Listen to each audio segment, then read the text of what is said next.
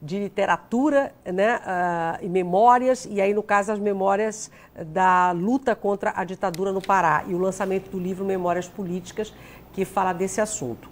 O livro vai ser lançado agora no dia 16 em Castanhal e a gente conversa com José, que é o autor, o organizador desse livro, que veio aqui bater um papinho conosco. E vamos inclusive sortear um exemplar no final do programa, Carlos, por você ter vindo. Agradeço também estar aqui. Quando eu apresentei você na abertura do programa, logo no início, eu disse que você é professor aposentado da UFPA, você já foi secretário de Cultura Nacional, já foi repórter, né? Um monte de coisa. Isso. Muita coisa boa. Só falta ser apresentador de televisão. Então vamos pensar nisso. E aí você lança esse livro, que já é o teu sétimo, né? Tá, e aí você vem se dedicando às memórias e tal.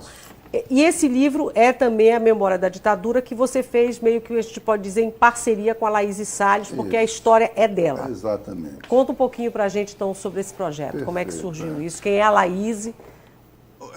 Eu fui colega da Laís. Ela entrou na Faculdade de Ciências Sociais em 64, eu entrei em 68.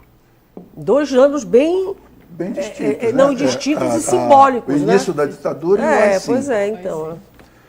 Quando eu entrei na faculdade, a Laís já era a líder da universidade, líder acadêmica, líder do diretório, presidente, etc. E começaram as passeatas naquele momento, a ocupação das faculdades, e a Laís estava à frente disso. Eu fiquei liderado dela, não fiquei siderado por ela, fiquei liderado dela, fui no liderado dela porque eu era estudante. E a Laís teve que... ela era, além de líder estudantil, ela era da AP, da Ação Popular, que era o braço político da Ação Católica, da Juventude Universitária Católica. E a AP radicalizou muito, e a Laís teve que sair de Belém para se proteger da ditadura. Ela saiu em 70 para Belo Horizonte. Lá ela teria novas tarefas, mas foi nesse momento que a AP se complicou politicamente. Já tinha o AI-5, né? Já, 68, 68. Exato, foi em Guerrilha dezembro do de Araguaia 68. também apertando, né? A Laís já tinha participado das discussões para a Guerrilha do Araguaia. Ela conta isso aí. Bem, a Laís foi embora para a Holanda em 70. Certo. Encontrou um holandês que também estava fazendo luta política lá em Belo Horizonte. E foram para a Holanda, ela para se proteger. E lá casou com ele, ficou mais bem protegida. Não é verdade? Deve ter sido. E lá ficou.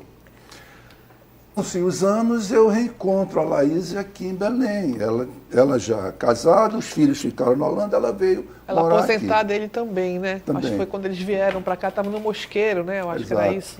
Eles tinham casa em Mosqueiro e Sim. aqui. Aí você reencontrou. Aí eu achei que devia escrever um livro sobre a luta dela. Claro. Eu custei muito a convencê-la, até que ela aceitou. Então, o livro é composto de 3 partes. A primeira parte é a contextualização histórica e política que eu faço. Vamos mostrar aqui a capa do livro enquanto você fala. Essa então. é a Laís, quando era bem jovem. A primeira parte, então, é a contextualização. A segunda parte são os relatos. Conta tudo que ela passou desde que entrou para a faculdade. Desde que veio do pai, ela faz um relato bem detalhado. E a terceira parte são os testemunhos dos amigos que conviveram com ela e como vários outros, como a sua mãe, não é? A minha mãe já faleceu em 2001, mas a minha mãe era amiga dela. Foi da AP, né? Foi da AP, da Ação Popular, eu acho que elas eram feministas, minha mãe era feminista também. E a minha mãe, quando vai à Holanda em 85, vai visitar a Laís, ela morava em Haia, na Holanda. Então, ela e o marido. Quando as pessoas me perguntam quem era a Laís, eu acho estranho, porque eu sempre achei que a Laís era uma muito líder conhecida. Muito conhecida. Claro que, passado tantos anos, já não é tão mas é conhecida. que essa história da ditadura ainda falta. Exatamente. Muito, há muita memória, mas ainda falta muita coisa. Certeza. Exatamente. Agora, assim, a gente tem assim, muito protagonismo ainda masculino, né? E é interessante o trabalho que você faz quando você traz uma protagonista feminina. Aqui Porque- também é importante detalhe isso. interessante. Que isso é importante, porque a gente tem, assim, a gente tem pessoas, homens, quando a gente fala de ditadura, a gente fala mais em nomes mulheres, embora apareçam muitas mulheres. Mas quando você traz à tona um livro sobre uma líder da época, isso é muito importante, e dá voz à mulher, né? Aqui a contracapa é outra foto dela, É outra foto dela, em outro é. momento. Exatamente, A Laís é. mora onde hoje? Holanda. Voltou para a Ela veio Holanda. aqui só para o lançamento do livro e voltou para Você a Holanda. lançou Foi lançado aqui em Belém no dia 11 de Isso. outubro. e aí você agora vai fazer o Vai ter lançamento. um lançamento na UNAMA, que ainda não está marcado, e no dia 16 em Castanhal. Ótimo. O que você considera, porque é uma pergunta até meio boba de certa forma, mas algum episódio narrado por ela que você conta aqui que é muito marcante, só para a gente ter uma ideia da...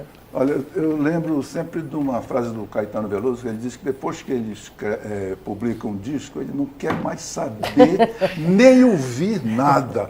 Mas eu entendi a sua pergunta. O que eu acho mais interessante é ela ter fugido, que o termo é esse daqui, para se proteger, mas não para desaparecer.